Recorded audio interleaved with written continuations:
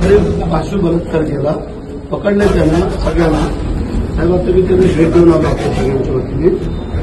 तर त्याला फास्टॅगवरती घेऊन एवढी प्रवृत्ती वाढत चालली ना, आता त्यांचं वडील त्यांच्या आई वडिलांची दुर्दशा.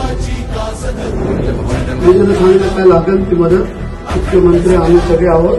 पण त्यांचं म्हणणं आहे की त्याला सजा व्हायला पाहिजे आणि फास्टॅगवरती घ्यायला पाहिजे आणि आपल्याकडे जे काय. रोहा तालुक्यातील वरसे येथील अल्पवयीन मुलीवर नराधमाने केलेल्या अत्याचारामुळे पीडित कुटुंबाची भेट घेतल्यानंतर त्वरित मुख्यमंत्री देवेंद्रजी फडणवीस यांच्याशी फोनवर चर्चा करीत फास्ट ट्रॅक कोर्टामध्ये केस चालवून नीच कृत्य करणाऱ्या नराधमाला कठोरात कठोर शिक्षा व्हावी अशी मागणी नामदार भरत शेडगोगावले साहेब यांनी केली आहे. तुम्हाला सगळ्यांना सांगतो,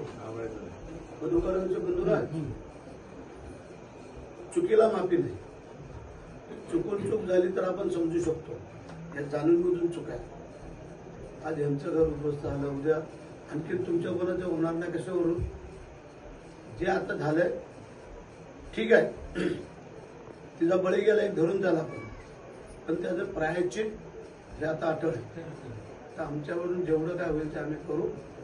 कुठलीही मदत लागली तरी, अगदी इव्हन तुम्हाला वकील बिकील आर्थिक काही जरी मदत लागली ना, आम्ही काय काळजी करायचं कारण नाही.